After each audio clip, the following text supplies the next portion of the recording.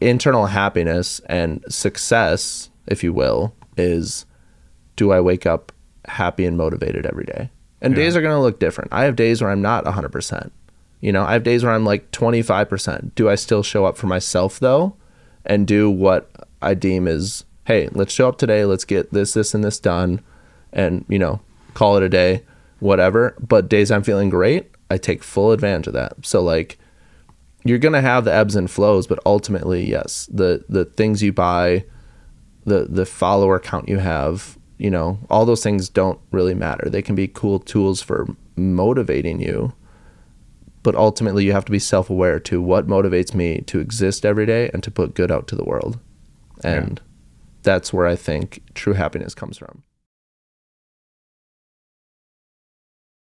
Welcome back, friends. Today I drove all the way to Butler, Wisconsin, or Milwaukee, Wisconsin, to sit with a content creator who's actually a woodworking artist that really blew up on the internet for his very unique creations.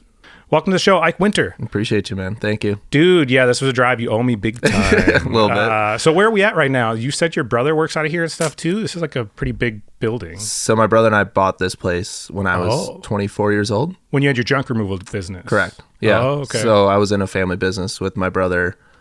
We had a junk removal company. So we cleaned out homes and businesses for a living. And then when I got kind of more into my art, as well as like a dream job offer from LA, I left the family business. And then when I moved home, like I still work here every day and I still get to see our employees and everyone. And yeah. Are you still involved in your brother's business? Well, when you guys opened it, you opened it truly together. Correct. Did you like give him all the ownership when you dipped out, or like how did that work? Yeah, we ran it together for 5 years straight. Oh, okay. You know, brother one-on-one. And then when I dipped out, like we still have some ties together for sure. Right. I still own the building with him and stuff. But sure. Yeah, no, for the most part, he runs his business day to day. Yeah. He involves me. I mean, we're brothers and we are both entrepreneurs that work out of the same building. So we tap into each other's strengths, you know, often. Does his junk removal business, or yours, whatever, does that help you find a lot of your materials? Yeah. So I get to look through some of the dumpsters and stuff here daily of what the guys do bring back. But I still do go hunting every single day. Like I can't, the way my brother and I have always said it is we can't drive by or walk by a dumpster and not stop and look inside of it. Like to this day, he still does. And he's in his 40s and runs a very successful multi-million-dollar company. And him and I still go dumpster diving for different reasons. I feel like you need a TV show. Like American Pickers, how they had that. I feel like if you did a TV show, which you could totally self-fund and everything, but make it into like 20, 25-minute videos of like each project of where you found it and do the whole thing, I think it would do really well. There's so many different aspects to it too. It's like the antiquing American Picker aspect. Right. It's like the blue collar running a business, bootstrapping, you know. We kind of dove into it somewhat as brothers and content, and there was like always talks of that. It just, you know, businesses, like we're growing and running a business, and unless you're paying a full crew to document it, you're just focused on making payroll that month and stuff like that. And we grew very, very quickly. Yeah, but now you've been on like CBS and all these different major TV networks, which are always looking for the next thing. So maybe it's the next thing. Anyway, so let's get back. Usually I ask at the beginning of the question or beginning of the show. So I'll ask it now in your own words. Who are you and what are you passionate about? My name is Ike Wynter, and I am passionate about waking up every day. Hell yeah, dude. I like that answer. So you primarily do woodwork. So explain to everybody, obviously, like they're going to Google it. If they don't already know, just try to keep it a short little spiel. What is it that you actually do for a living currently? I take wood out of dumpsters and from the side of the road and cut it and turn it into art without adding any stain or paint or anything to alter the colors. So I'm a true environmentalist when it comes down to the wood art form of what I do. And it started as like landscapes, like mountains and all of that. And nowadays, what really blew you up on the internet was the first really big one when you made the box of crayons. Was that the one that like really took off? No, I did a piece for Mike Tyson back in like 2021. Oh, I saw that. It's like a heart, but then with his like face tattoo. Yeah, so that was ridiculously early on in what I was doing. I had been doing these like landscape stuff, and then I did like 3 projects that were like new age, like outside the box thinking, and that's why I got hit up by Tyson's crew. So tell me the story start to finish of the Mike Tyson piece, because like I said, I saw it and it was dope, but like So I don't know anyone else that's ever even spoke to the dude. Yeah, I was able to meet him in person. We were actually on his podcast when I was in Los Angeles for working for a nonprofit. It was a crazy turn of events how I got to work for the nonprofit, got offered to come to LA, and within the first month, it was like within 2 weeks of working for them, of being in LA on this like contract work, we were on Tyson's podcast. We were making a kid's dream come to life. Pretty much what we did is we would, find people, usually kids or homeless people, but sometimes, just everyday people too, who just had like struggles in life, we're struggling with a rare disease or cancer, or, we're just in need of something heaven sent. And, we would kind of make their dream come true through TikTok and social media. So that business was, how did you meet that dude? Because you were living in Minneapolis when that happened? When you got hooked up with that? The way I met Charlie was literally, his name is Charlie Rocket, and he posted a photo of him in Chicago, Illinois. Okay. This was May of 2020. And he traveled all over the country. He was mainly based in Atlanta and LA, but he was in Chicago at his friend's house, like lake house down there. And I saw it on Instagram and I was like, he's going to come to Milwaukee tomorrow. And I had no rhyme or reason to believe why. Sure. And literally that night I was working here with my brother and finished up work that day. And I was like, I'm going to build him a piece because I'm going to meet him tomorrow. That's where my mind literally went. And I remember watching the Instagram story. I was on a phone with a friend. I was like, I got to go. It's 11 p.m. I got to build this piece for Charlie because I'm going to meet him. And the whole next day I'm looking at his Instagram stories, waiting for the update. And he posts a selfie video of him on a friend's boat on a lake. No tag, nothing. And I knew which lake he was on in the Milwaukee area. Wow. We have like 1,000 lakes around Milwaukee. Yeah. And I recognized which house was in the background. That's crazy. So I literally, the second I got home from work, it was like 8 o'clock at night. And I grabbed the piece of art that I made for him and drove out to that lake and drove to like the nearest hotel because he had a tour bus. So I was like, he's got to be staying at a hotel with a large parking lot. You're really stalking him. Cool. Dude, but like all in my head. And I literally pulled up and he's standing outside talking on the phone. Wow. And we both started recording. We both have the video of the first time we met. Sure. He was recording you because he's like, I don't know if I'm safe. Well, yeah. And I was like, yo, are you Charlie? He's like, yeah. I was like, okay, this is going to sound crazy, but like, I saw your Instagram story. I knew you were on the lake next door. I built you a piece of art. And he's like, what? I was like, yeah, let me go grab the piece. And then he started recording. He's just like, you just found me? And then, so long story short, yeah, I built him a piece of art. He asked me what my dream was. And that was the question that he asked everybody. And I was just like, hey, like, I've been very fortunate to do a lot of cool things in life. I had my band for a while. I was running this business with my brother. I was like, honestly, at this point, I just want to work for you at some point. I want to tour manage you. He's like, okay. He's like, I'll keep it in mind. I'll let you, we just sat there and chatted for like 2 hours and, yeah, we kept in touch. And then literally, a year later, I got reconnected with his team. They called me out for like 4 days just to like come be a part of it and help out in Los Angeles. And then they were going on tour that August and they needed a tour manager. Wow. So he's like, hey, have you ever driven a tour bus? And I was like, no. I was like, but I know how to without having practiced. I was like, I'll figure it out. Like, trust me. And so I flew to LA. He's like, all right, come out here in 3 weeks. I was like, cool. And then like the next day, he's like, actually, we need you tomorrow. And I'm like, okay. So there was 0 lead time. I was doing a ton of art projects at the time. My art was growing pretty rapidly at this point. And I was like, I guess I'm just going to leave my art behind right now and go work for this dude because it was my dream. And yeah, within like, I got out there and he's like, hey, we just met this kid today. We're going to build him a clothing brand and we're going to grow this thing. And then like a week later, we had samples of his clothes. I mean, within like 8 days, yeah, we were on Mike Tyson's podcast. So like the speed at which we did things was insane. So long short of it, how I got to build the piece of art then is we did Tyson's podcast. We were on the show.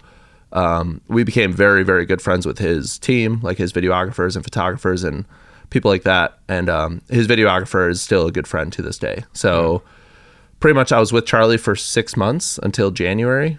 I came home and I just started cutting wood, just going back to my day to day. And all these like, bigger name people and people that had connections in LA were following me on Instagram. And I was like, hey, I'm done with Charlie's tour. I'm going back to my art. And they're just like, wait, you do art? Like, sure. I thought you drove a tour bus and managed Charlie's team and stuff. And I was like, no, like art is kind of what I like doing. And you met a lot of these people while you were on these tours. Yeah. Because Okay, we would partner with celebrities and do like bigger give backs and dreams. Right. What was the name of that business? The Dream Machine Foundation. Oh, okay.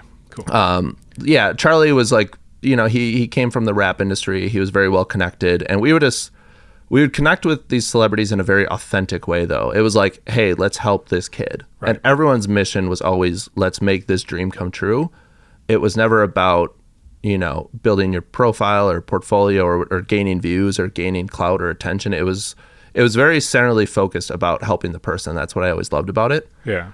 So we built all these authentic connections. You know, you work tirelessly on these dreams to come to life, and then you really bond with these people that help, you know, bring it to life with you.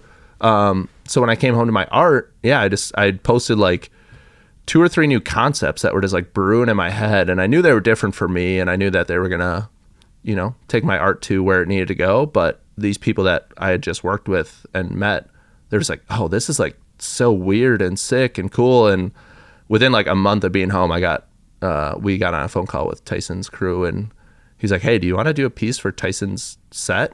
He's like, he was pretty much like, if you build something, I'll find a way to incorporate it into what we're doing here at Tyson's crew. In his podcast set. He just said, I mean, he mentioned his podcast, but he's like, I don't know where it's going to end up. Sure. Like, no promises, but just build something and trust me. And I was like, cool. So I built it, and I actually flew out to LA with it, you know, gave it to him in person. My buddy, not Tyson himself, and then, that was in like March. And then November of that year, he just texted me and sent me 2 photos. He's like, hey, it made it on the set. Wow. And the first show was with Ice Cube, and there was another guest that day too. So like the first photo he sent me was Mike Tyson sitting here, the piece of art, and Ice Cube where you are. and like, I was just like, what? And now it is in every Tyson clip from the past 5 years now. It's the piece of art right behind his head. Wow. Dude, that's incredible. Plus, I can only imagine the amount of people that see that and go, who in the world made that? Because it does stand out. Like, I've never seen art, it stands like out, but it also blends in. It fit the set very well. Yeah. If I'm just saying, anyone that's interested in art, if they see it, they're going to ask who made that, because I've never seen anything quite like that. Dude, I was, not to say I'm a somebody now by any means, but like I was truly a nobody. Didn't know what I was doing. I was just cutting wood and having fun. Yeah. I pretty much didn't sleep those 4 days that I made that. I was so excited. I did like 40 hours in like 3 nights to make that piece. Just because I was like, I'm making a piece of art for Mike Tyson, and I'm getting back into my art career. Like, it was just, I don't know. I was very, very, very grateful to have that line up the way it did. And that was when you had moved back to Milwaukee, right? Yeah. Okay. So how does, I'm not asking how much you get paid for each project, but how do you fund a career like that? Because art, obviously Tyson's got plenty of money, he can pay for whatever he wants. But I'm just saying in general, like individual art pieces, people don't pay for original art very often. And even when they do, the budget that they're looking to spend typically isn't a ton. It's really hard to get in with the right clients that have a budget to pay for that type of a thing. But then when you're like, I'm going to buy my own flight to get out to LA to hand deliver this, it works for the content side and building the connections and all of that. But is your income really just from selling the individual art pieces? Yeah. Like that's where all that comes from? I mean, like content a little bit. Because I feel like a lot of it is stuff that you're giving to people. Yeah. Wow. I came from a world running my brother and I's company. Yeah. I came from a business, a multi-million-dollar company where the P&Ls and all the reports, I mean, till you're blue in the face. Like I know exactly how much the customer acquisition was, everything for my brother's company. So I know the sales side of like, hey, if you paid for this conference, this many customers came from it, you know, the very logical, analytical side of business. I do know that. When it comes to my art, and since day one, I never really wanted to think about that. My goal was build cool art, find unique ways to market it and give back in the world, and life will give back and art will sell. Yeah. That's truly the way I think about it. So my goal as an artist is create really cool stuff and storytell it very well. And yes, have that give back component. And through that, you know, I just, you know, if I have a viral video of me giving away a piece of art that, I spent 3 days building, but it generates millions of views and then thousands of, people, traffic going to my website to see if they want to support me. somebody is already emotionally connected to what I'm doing. Yeah. And then on top of that, if they find a cool piece of art and they know it comes from a cool story, like it only takes one person to buy your piece. Right. Like yeah. you were saying, like, you know, to find people that want to invest in art and then pay a high premium, like, yes, is it the 1% of 1%? For sure. But there's 350 million people in America. Yeah. That's still a big pool of people. All you need is one person to believe in you and buy your art.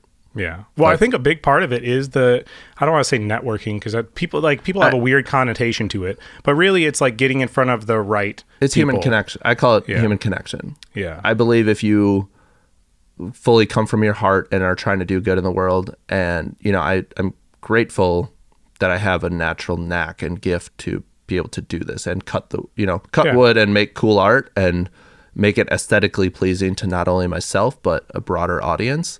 That is a sidebar of it all. But doing that and then trying to just, you know, pursue life relentlessly every day and trying to do good, like, people need that good and they notice when it's good. Like, and they'll take interest in what you have going on. Yeah, well, a lot of people have taken interest, because after that, then all of a sudden you got featured on all kinds of stuff. I saw you post on Instagram on your story or something a couple days ago. You were in like Barnes and Noble and you were on the front page of a magazine. It's a trip this year. So yeah, there was like the Mike Tyson era of things and that kind of blew up. But the crayon box, I released a Crayola crayon box in May of this year, and the snowball effect that's happened since then is I truly have to like journal about everything that happened this year. I forget about half the stuff that happened. I mean, like, yes, I got to throw out a first pitch and work with the Brewers because of that. I have a piece now at the New York Stock Exchange because of that, which I trust me, I shake my head at it every day. I don't get it. The fact that a piece of my art is hanging at the greatest financial institution in the world is mind blowing. I ended up on NBC Nightly News with Lester Holt. The NHL posted about me, like, and then there are, the front page of the Milwaukee Journal Sentinel, the magazines. Like, it's overwhelming to think about what happened the past 8 months. Yeah, you were a hard guy to track down. I DM'd you and I was like, well, can we do it on this date? And you're like, dude, I can't schedule more than like 2 weeks out. And I was like, looking at your stuff. If it was pre-October, I just made zero promises to everyone in my life, to be honest. Well, because so many opportunities and so much changes in the course of 1 month in your life lately. It's pretty wild. It was like end of October, first week in November. Like, I was like, my to-do list is finally like clean slated as far as like stuff I think I have going on. Like, there was still like feelers out there, but from like May 1st until November of this year, it was like I physically moved 3 whiteboards into my studio on May 1st because I could not keep track of what was going on. Wow. I just started writing things down to look at every day, because like, and like, again, it's the biggest blessing in the world. Of course, right. It was just, when you're doing it and you're so used to how you live your life every day, and then one video changes everything and you kind of don't know how to react, and there's no right answer, but there's no wrong answer. It's just do the next thing, and doing the next thing just propelled everything further this year. And you can look back and like, I wish I put out more videos or did this or this, but like, at the time you do what's best with the information that you're given. And there's so many emotions going on, but you're sitting in a quiet art studio by yourself processing your life changing. But is it like, I don't know, dude, it's wild. Yeah, I mean, the internet is a weird place for that in general. The fact that like you become way more famous, popular, whatever, like successful, but like your day-to-day still looks the same, because the only time that people know you is through your phone. 1000%. It's not like you're walking around town and everyone's stopping you constantly to take a picture. 1000%. It's just all the messages you're getting online. It's like almost a separate world. and like your friends and family still give you and like, you know, you still get slack from your like roommates and siblings and everything. Like, your day-to-day doesn't change. Like, yes, there are the highlights of being flown out to New York and going to the New York Stock Exchange and having a gold name tag, and like, that's flashy and cool and fun. But the real life of it is you fly back Sunday night and Monday morning, you still put your work pants on and like go to art studio by yourself and cut wood. And like, it's a cool and weird dichotomy, and I like it. I enjoy it. And also too, it's like, you asked for a lot of food on your plate, now eat it.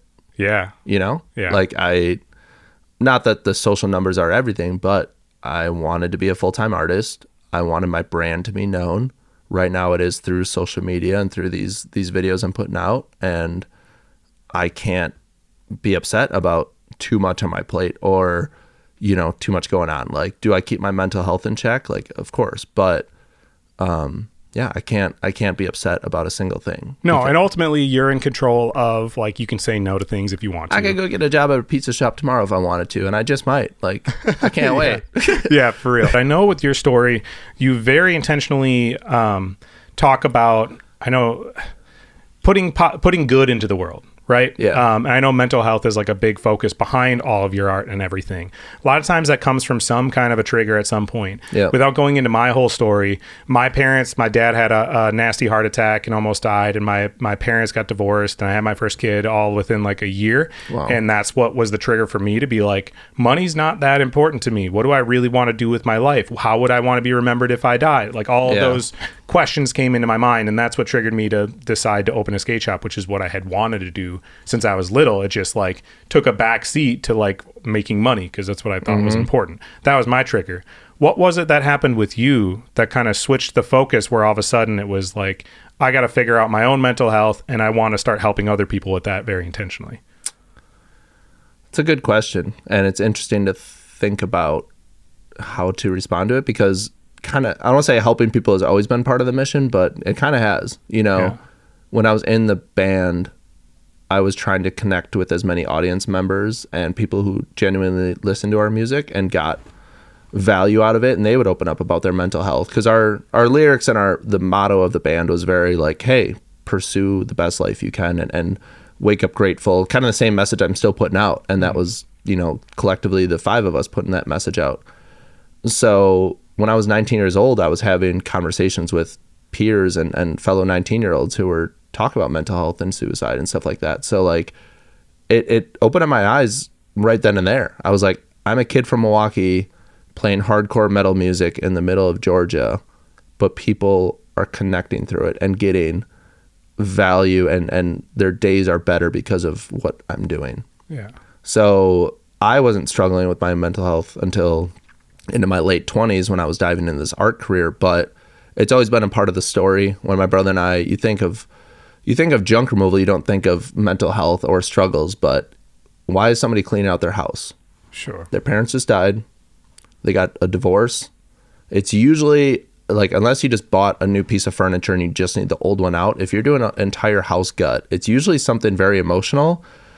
And the last thing you want is realtors and people pressing you like, hey, we have to get your house on the market. You're like, my mom or dad just passed away a week or two ago. We just did a funeral. I can't think about their stuff. And how am I supposed to make a lifetime decision of what to keep and what, like, it's a lot bigger than what people take it for at face value. Yeah. It is junk removal, but it's stuff, and it's, you know, memories. And so like, again, dealing with clients, and I was the person, I did estimates and met with every single client we ever did. And it's 5,000 clients in, you know, 5 years probably. Sure.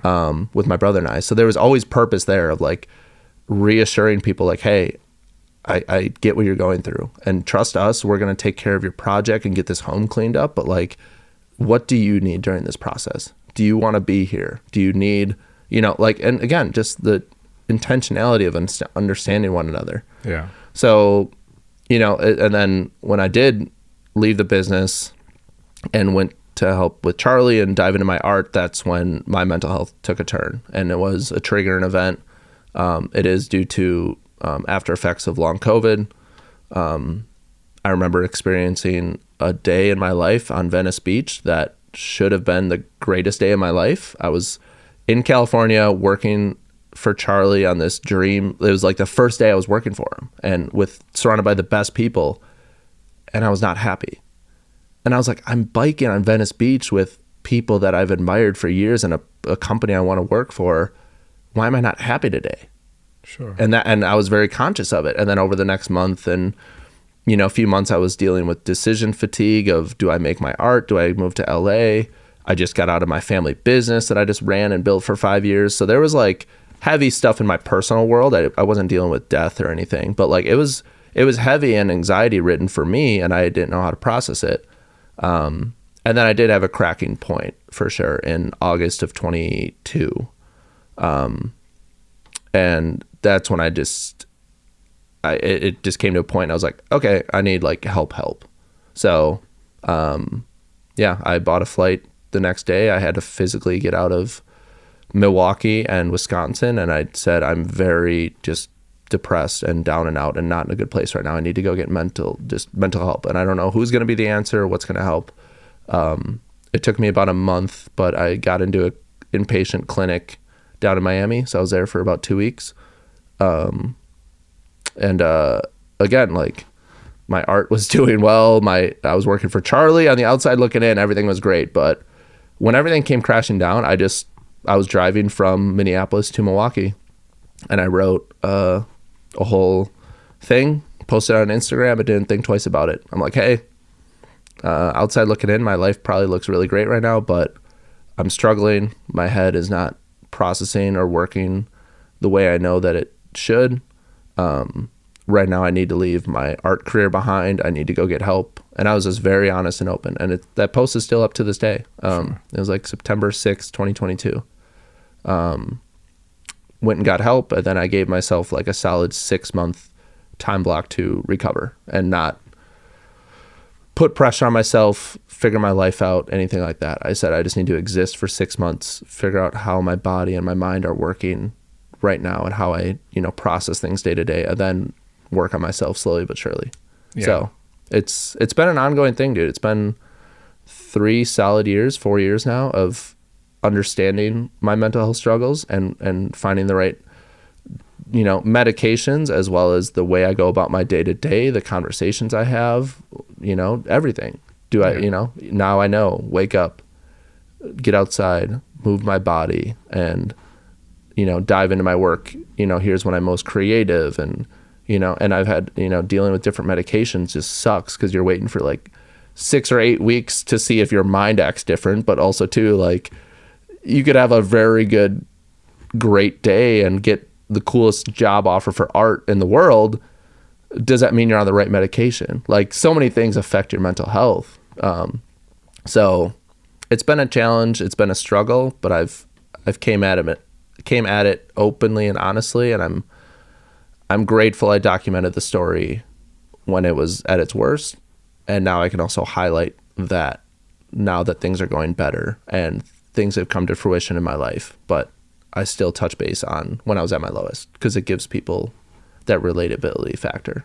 Do you think it's because a lot of people are in this boat of, especially when you're younger, you put something on a pedestal and you work towards it for so long that you just like, well, I'm not really going to be happy until I achieve these things. And then when you get to that point, they're obviously, like, as an adult looking back on it, you're like, of course my mental health doesn't drastically change when I achieve this goal. Yeah. But I think for a lot of people, that's a realization that happens, that they're like, oh, and then that is hard for a lot of people to process. 1,000%. I think that's a very inherent and human quality, especially in today's day and age with social, constructs and social media and whatever.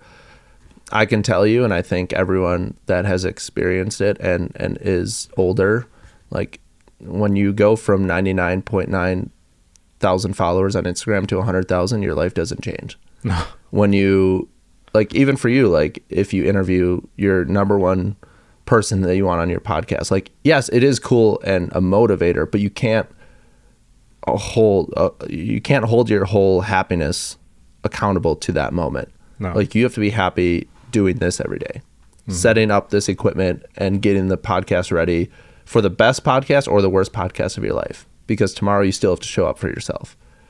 So like, internal happiness and success, if you will, is, do I wake up happy and motivated every day?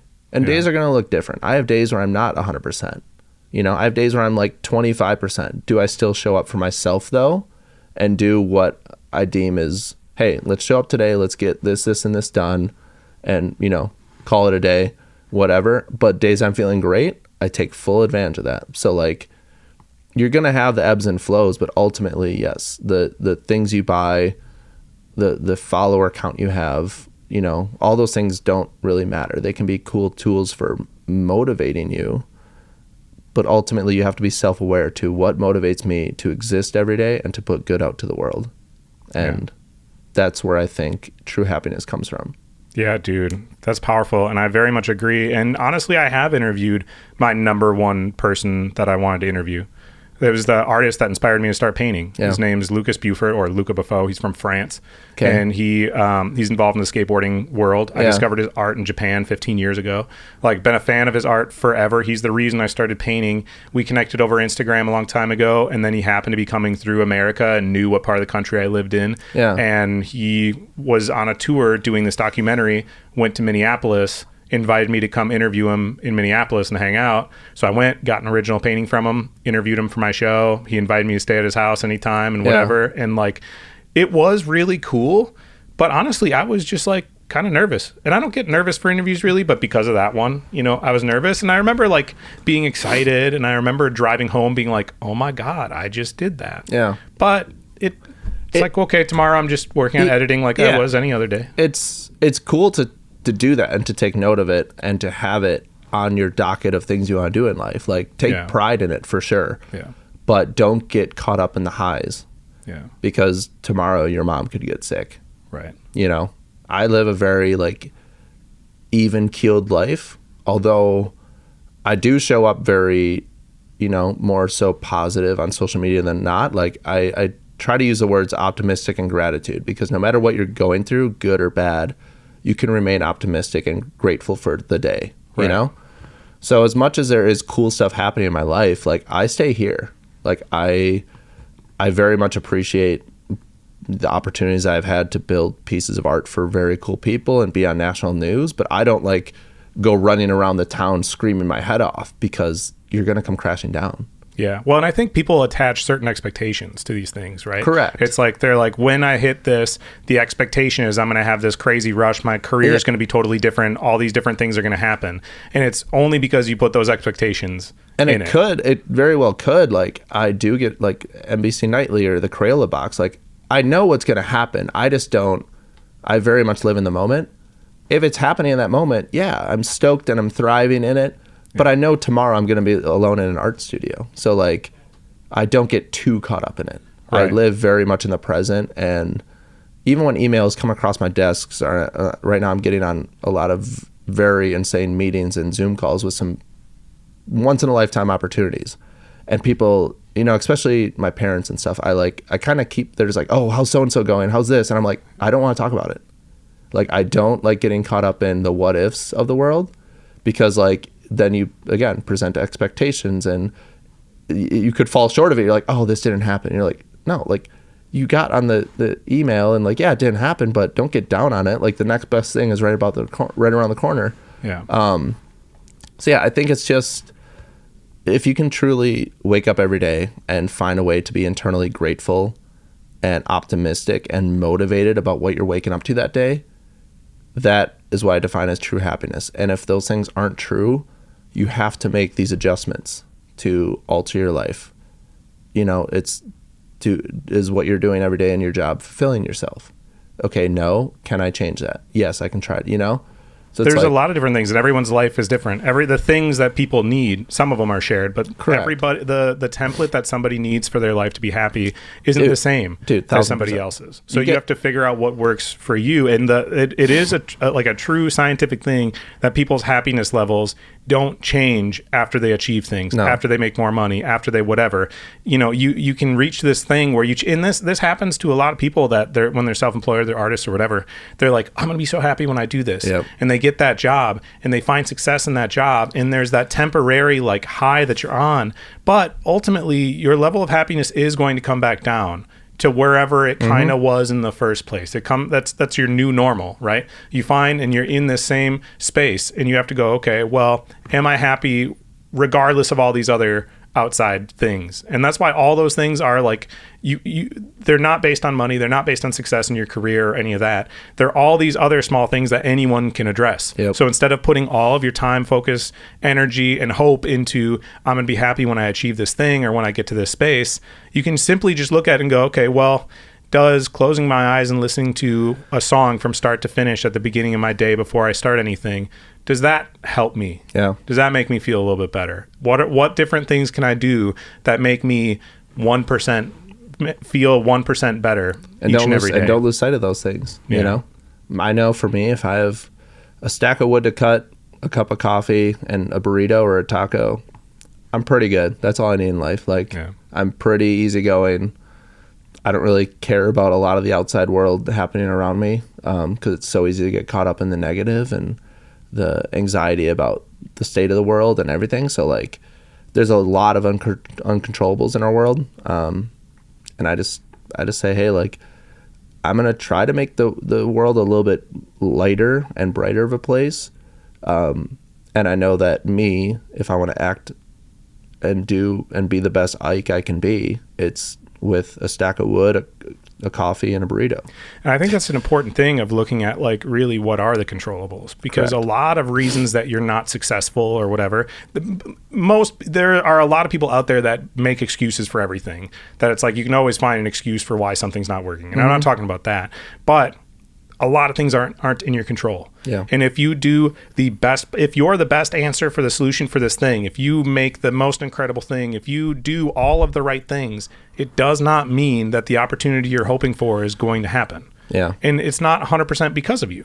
It could be simply like there's a million other things that are going on. The person who was making that decision had a horrible day that day that was 1,000%. unrelated to you. When they had to make that decision, it went poorly. There's a lot of that type of thing. I do say that to artists all the time, is like, there's like, oh, I was working with this company and this person said no to me. I'm like, great, move on to the next company. Like, just because one person said no to you or your art or your idea does not mean you're a bad artist. Right. Like, there's a million other variables and you don't know what they are necessarily. But, and you going to what you were talking about, how like you don't try to put too much invested in like what ifs of all these things.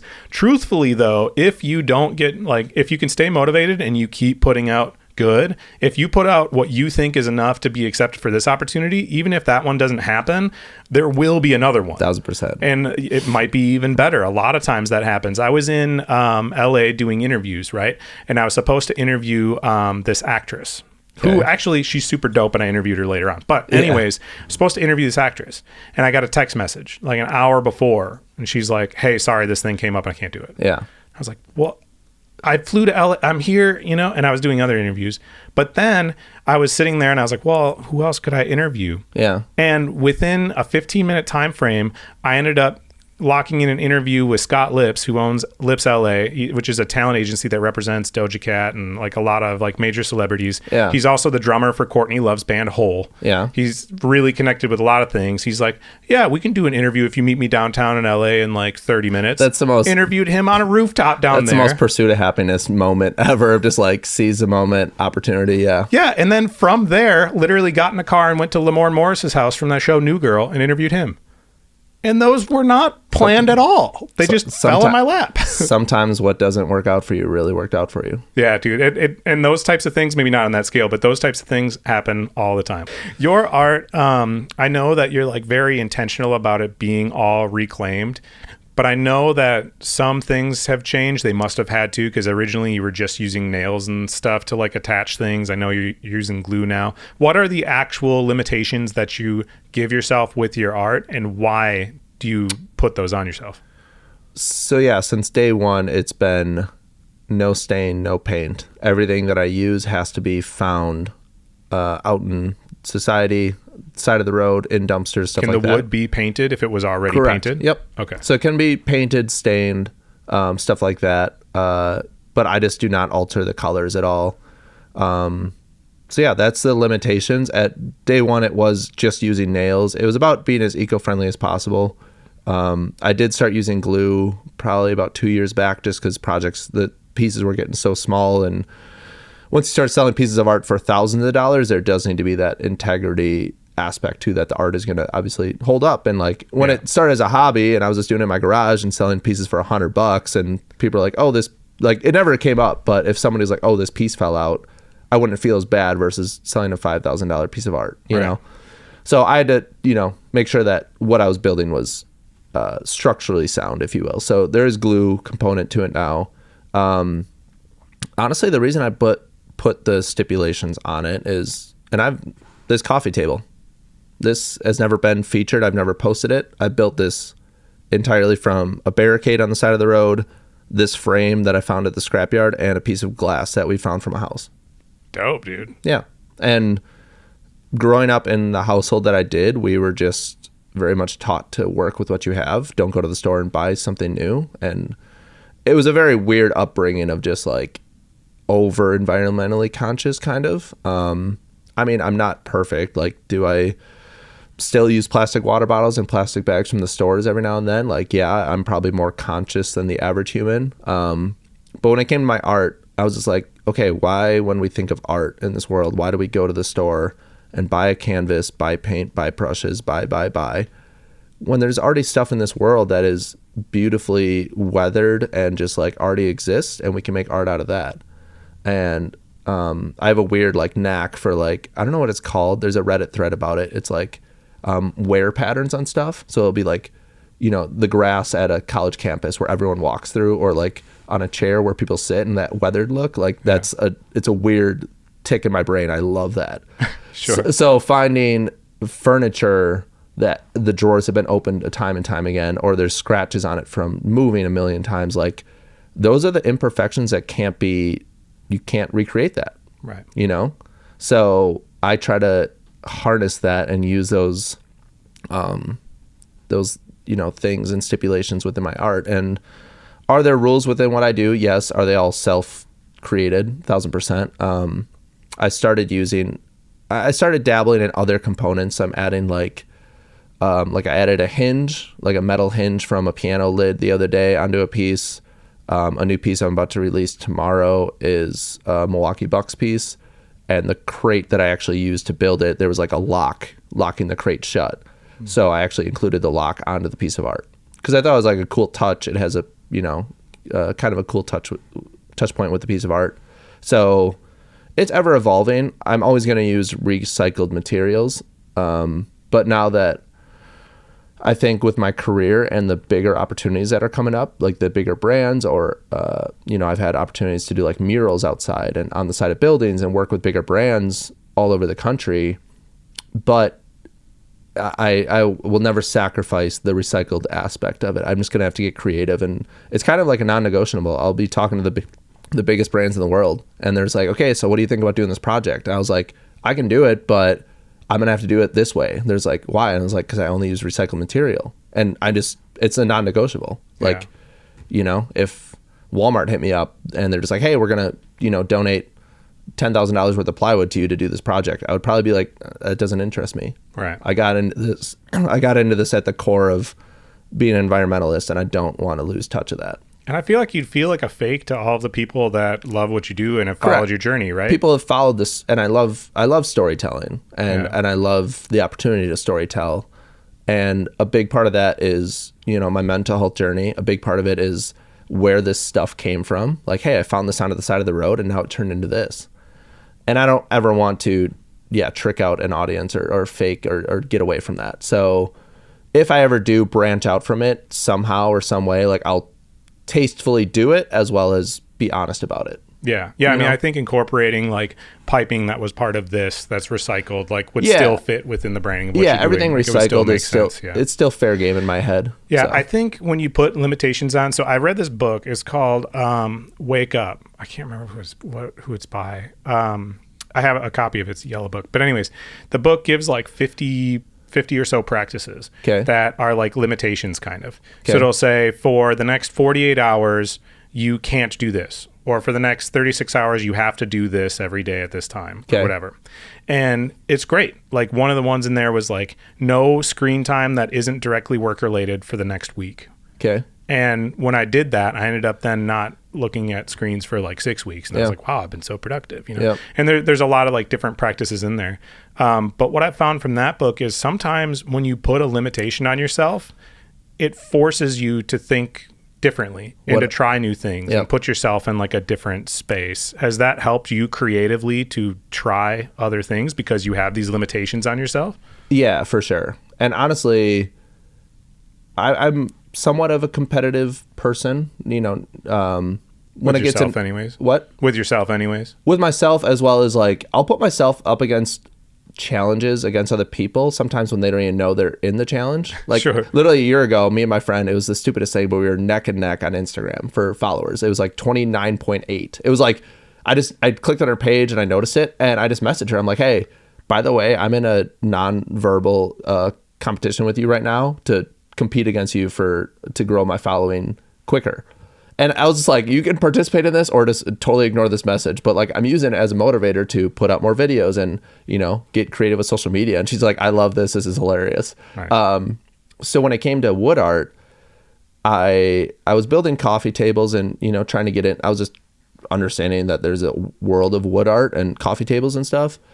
And I remember seeing a mountainscape and like a landscape piece like I used to do on Etsy or Instagram or something, and somebody had made it, but they used stain and paint. And in my head, I was like, I want to make something cooler than what they just made without having to buy the materials and, stain or paint this. So like in my head, I was like, I'm going to make something that an average person would think is cooler. So I like competed with these other wood artists without obviously ever messaging them or thinking I needed to be better than another wood artist, but I just use it as like a competitive factor to say, can I build something that's cooler looking and more unique, and I have to do it at zero cost? It's kind of like taking the paper clip and flipping it for a house. Sure. Like that concept. Mm-hmm. Can you get creative and anyone can have $500,000 and buy a house? Can you take a paper clip and buy a house? Right. So that was kind of the way I viewed it. And now it's a challenge, but it's an opportunity. It's like, how do I build this thing with maybe these cool highlights or accent marks, but out of wood that's from the side of the road? Like, you have to get creative and use a different part of your brain. I don't have the luxury of going and going to the store and buying the same can of spray paint that somebody else used. And recently I had a piece of, this is the first time it's happened, and I'm going to fix it for the customer, but I shipped a very expensive piece of art to New York, and a piece unfortunately fell off in transit. It was not in the packaging.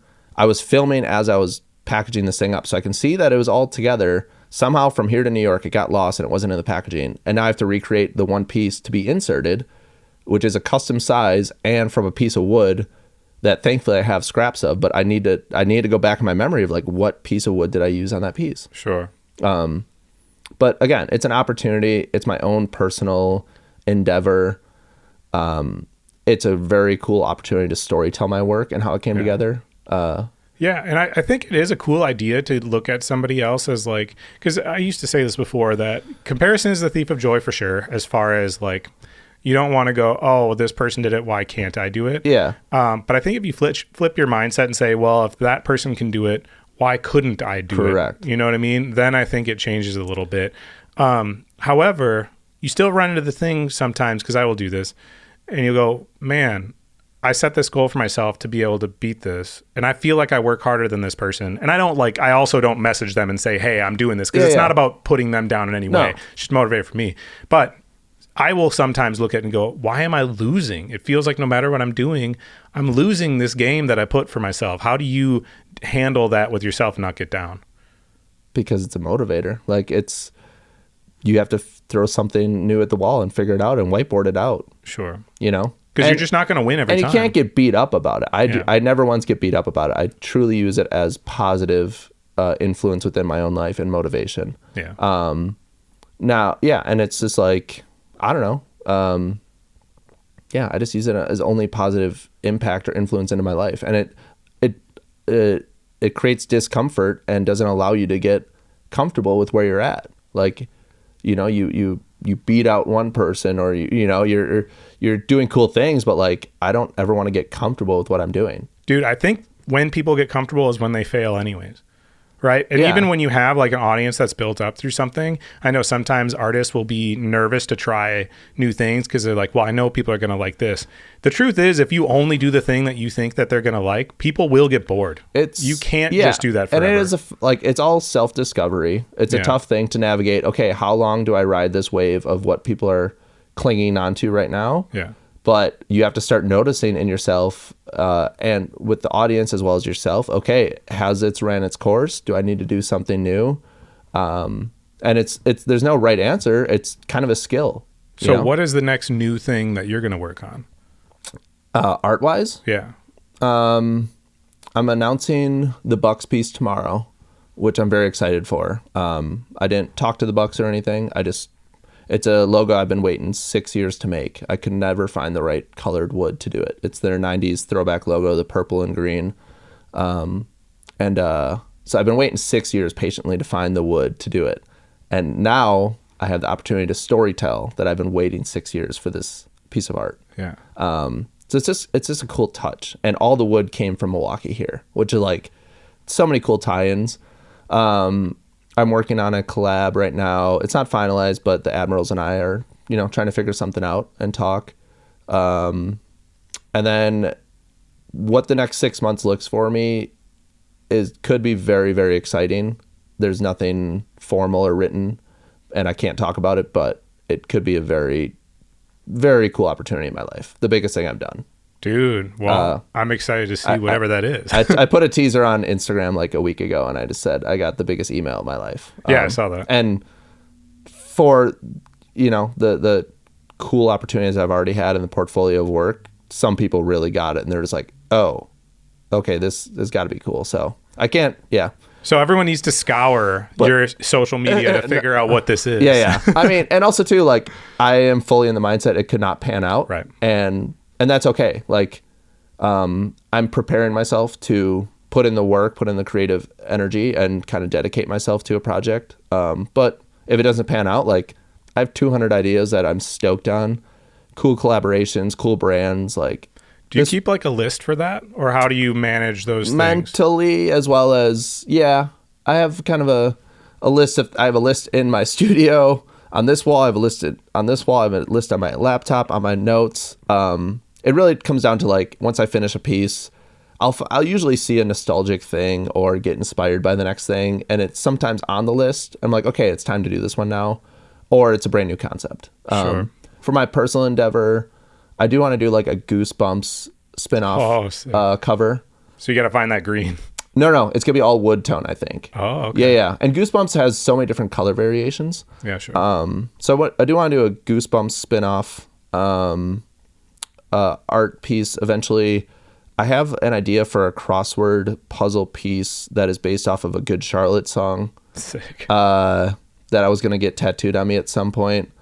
So just like those can happen whenever. Sure. But obviously when cool emails or brands hit you up, like, seize those, see if they can come to light. And if not, dive into your own stuff. A lot of times when that happens, when these new opportunities come in, it also comes with new challenges that you don't really know how to handle, like how to figure out. The one that I'm talking about for the next few months is, I have no idea. Okay. Yeah, no, for real. A lot of times. But the thing is it's what I've seen from successful people is it's never like, oh, I don't know how to do that. I wonder if I can. Yeah. It is, oh, I'll figure out how Correct. to. Because I know I can. It's just, how am I going to? Correct. What was the last thing that you had learned?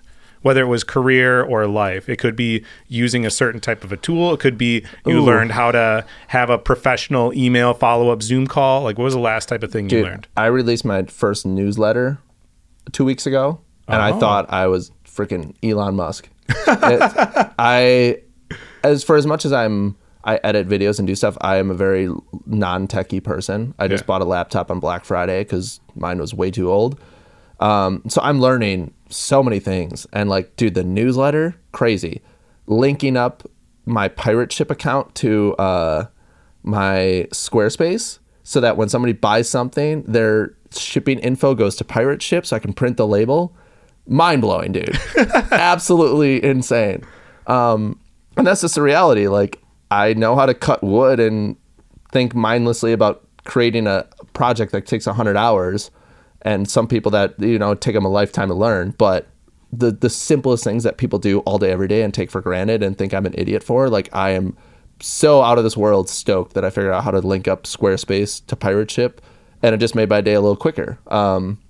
So yeah, the tech side of my art business, there's so many things I'm dumb at and don't know, dude. I'm good at like 3 things in life, and I focus on those 3 things. And the rest of them, I either don't do, pay somebody else to do it, or I find out and lose my mind, try to figure out. Dude, I think the truth is, like, there's a finite amount of time that you have in a day. Everybody has the same 24 hours in a day. If somebody is insanely good at guitar, that means they're dedicating 8 hours of that 24 to guitar, which means they have 8 hours less to dedicate to everything else in life. So all these people that you see that are incredible at this, that, or whatever, they probably suck at a lot of things. Dude, because they don't have time to put into I suck at a million things, and I love it. But like, I don't beat myself up about it. Like, no. I've just, self-awareness has always been top of my priorities in life. And when I find things that I'm naturally more gifted at and I enjoy doing, I lean into those. Yeah. When I find things that are met with resistance, either I don't want to do them and I'm bad at it, I choose not to do them. Now, there are things in that category that I physically have to do. Right. Business stuff, tech stuff. So it's like, do I pay somebody to do that so I have more time to cut wood, or do I figure it out? I try to think of it as like this, like when something that you're naturally good at, I try to push myself to be at the 90%. Yeah. Right? Like to reach my potential of what I can do with that. For the things that I don't like doing, that I'm just not good at, I try to push myself to at least be 10% proficient. So I can do the base levels of how to do these things. And I think of it almost like having a tool belt, where you could be incredible using a screwdriver, but you need to hammer this thing. Yeah. So even though you don't want to use the hammer and you want to use the screwdriver, sometimes you need a different tool to solve this thing. Yep. So at least learning how to be baseline proficient will go a long way to help with your career. And I was on a Zoom call with my I have like 2 illustrators that do freelance for me and just like kind of help me bring visions to life and stuff. So I have, stuff to work off of. And her and I were on a Zoom call and we were playing around with colors for this new piece that we're working on. And after the thing, I was like, I am so jacked up right now about the conversation that we just had. I'm so excited about this art. I was like, I'm going to take a course from you. And she's like my friend's girlfriend who just does graphic design for a living. I was like, I'm going to take an hour. I'm going to pay you to teach me for an hour what you know about, I think it's like Adobe Illustrator or something. I was like, I find it so fascinating. I want to learn the basics. Like, I want to know it. I'll probably still pay you to do these things because you're so much quicker. And like, I like collaborating with other artists to bring things to life. But yeah, I was just like, I would pay you to teach me the basics of this thing because I just found it so fascinating. Yeah. I was like, hey, move this here and do this. I was like, is that possible? And she did it in 2 seconds. I'm like, what? Yeah, dude. But it will help you like leaps and bounds. Like I said, if you know at least the base level of all of these things, it will help you tons. So I always encourage people to at least learn the basics of everything. I ask this one question at the end of every episode. I don't know if you probably didn't have time to listen to any of them, although you're constantly sitting there woodworking, so you have plenty of time to catch up. I don't listen to podcasts though when I'm woodworking. I've tried. It's too distracting. It has to be music. I need mindless noise because I can't be focusing on words. Trust me, sure. I wish I could consume such positive material every day and listen to podcasts. I just can't. Yeah. And you could learn so much. But anyways, so I've asked this question at the end of every episode, pretty much every episode since the beginning. Okay. When you do something that you're passionate about for a living, you get to have really unique experiences. They're the reason why it's worth putting in all the blood, sweat, and tears and doing this career, regardless of if you make zero money doing it. Hopefully you make money. But even if you made no money, you would still do this thing. Yeah. Can you share a story of an experience like that you got to have? I could choose from 100. I mean, I shake my head at so many different things, dude. 20 things that I've done are out of this world. And doing one of the 20 would have been on a life goal list as an artist. So I'm beyond grateful for every opportunity. I think the one that comes to mind and the one that's easiest to translate is throwing out the first pitch at the Brewer game this year. I knew walking out to the mound, I wanted to turn around on the mound and just look and take it in for 2 seconds. Because a lot of people say, it's a very cool opportunity. Yeah. I'm very honored. Like I grew up 10 minutes from the stadium and stuff. I was very honored to be at that game and to do that. But people say that moment goes by so quick. And I really I took the time. That was probably the one big thing that like I've done that I took the 2 seconds to just fully appreciate what was happening before I threw the ball. There's a million things like seeing Tyson in person, going to the New York Stock Exchange. There's a lot of cool things, but that was the one I just fully stopped, and it felt like the world was moving 1,000,000 miles an hour and 0 miles an hour all at the same time. Those 2 seconds felt like 10 minutes. Dude, that's incredible. My friend Allison, we used to travel a lot together, and she would do this thing where she would have both of us do it, where we'd be at a really epic place because we'd go camping and traveling. So we'd be in these like incredible nature places. We'd be at the edge of this cliff, and she'd say, okay, for the next 30 seconds, we're not going to talk. You count to 30 in your head, and you're just going to breathe in, breathe out, and look around and create a mental snapshot remembering what this moment was. Yeah. Dude, I do that all the time now. I remember I interviewed Sunreal, who's my all-time favorite music artist. I've interviewed him twice now. Dude's a homie now. But the first time that I interviewed him especially, I remember being like behind security right at the front. And I remember setting my beer on the stage and like watching it and like that clicking in my head, like I need to do that. Yeah. And then just like stood there and let that sink in that for my career that day, I'm hanging out with my all-time favorite music artist. Yep. And I'm seeing the shit. Like, this is what I'm doing with my life. This is incredible. Yeah. Like, those moments, dude, when you can actually appreciate them and you remember to slow down to appreciate them. Correct. Because like you said, you have so many of them. And a lot of times people get caught up that they forget to actually sit there and appreciate each one because they get desensitized. 1000%. But when you can slow down and appreciate what those things are, dude, it's a game changer. I try to take a photo or a video first, document it so that I, can refer back to it. But then I truly just like put my phone away, especially at like concerts. Yeah. I live very, very presently. Like I'm here right now. I'm not thinking about the video I'm going to edit tonight or the piece of art or where I have to be after this. Like I appreciate and love this moment for what it is.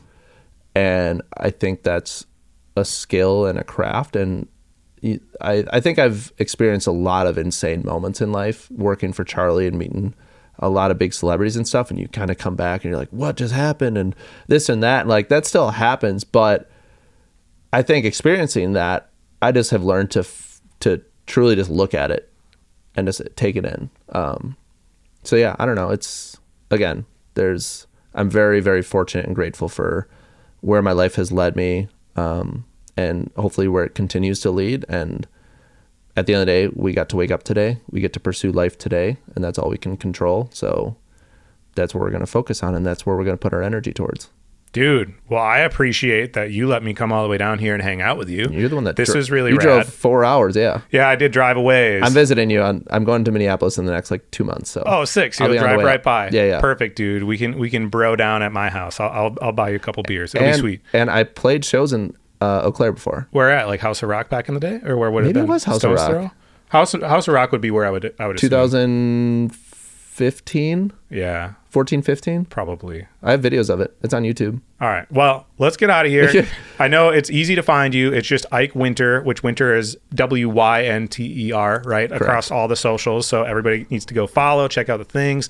If they want to support you, they can go to your website, I assume, which is what? IkeWynter.com. Oh, perfect. With a Y. What is on there? If somebody wanted to get a hold of your art in any form of capacity or support you in some kind of way, but they can't afford an original big piece, how can they support you? Yeah, and I don't ask people.